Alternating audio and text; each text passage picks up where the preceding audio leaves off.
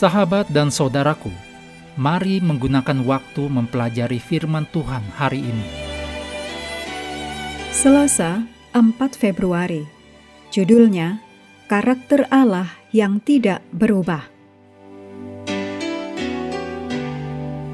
Kita mulai dengan doa singkat yang didasarkan dari Mazmur 33 ayat 5. Tuhan senang kepada keadilan dan hukum. Bumi penuh dengan kasih setia Tuhan. Amin.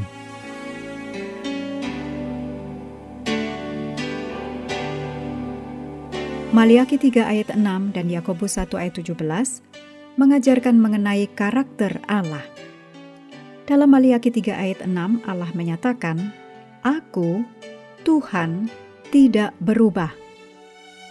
Meskipun beberapa orang membaca bagian ayat ini dan mengartikannya bahwa Allah tidak berubah dalam cara apapun, ayat selanjutnya dan konteks langsungnya menunjukkan bahwa ketidakberubahan Allah yang ditegaskan di sini adalah ketidakberubahan moral Allah.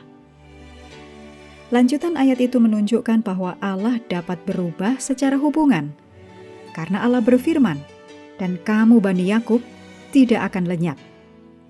Dan di ayat berikutnya, Allah menyatakan kepada umatnya, kembalilah kepadaku, maka aku akan kembali kepadamu. Maliaki 3 ayat 7. Jadi, Allah memang mengadakan hubungan bolak-balik dengan ciptaannya. Dapat juga dimengerti sebagai hubungan putus nyambung atau maju mundur. Namun melalui semua hubungan tersebut dan melalui semua hal lainnya, karakter Allah tetap teguh. Hal ini juga ditegaskan dalam Yakobus 1 ayat 17, yang menyatakan bahwa setiap pemberian yang baik dan sempurna berasal dari Allah, yang padanya tidak ada perubahan. Allah bukanlah sumber kejahatan.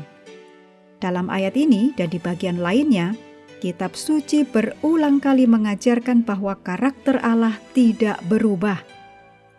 Dengan kata lain, Kitab Suci secara konsisten mengajarkan bahwa Allah tidak berubah secara moral. Namun, Allah dapat dan memang memasuki hubungan nyata dengan makhluk ciptaan, yang kepadanya Allah selalu merespon dengan kasih dan keadilan.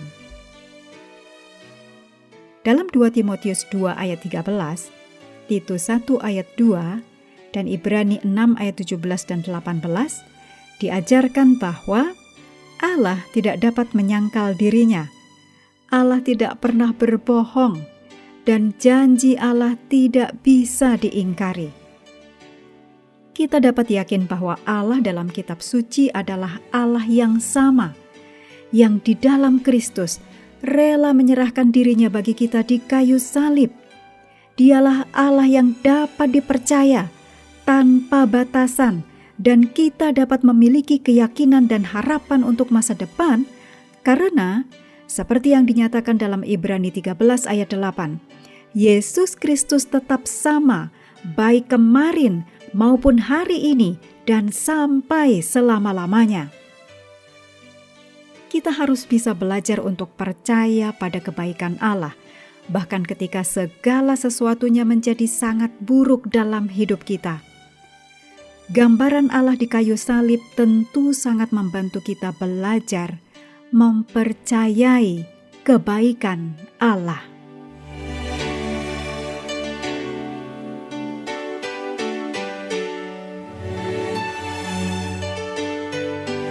Mengakhiri pelajaran hari ini, mari kembali ke ayat inti Yeremia 9 ayat 24. Tetapi siapa yang mau bermegah, baiklah bermegah karena yang berikut, bahwa ia memahami dan mengenal aku, bahwa akulah Tuhan yang menunjukkan kasih setia, keadilan, dan kebenaran di bumi. Sungguh semuanya itu kusukai, demikianlah firman Tuhan.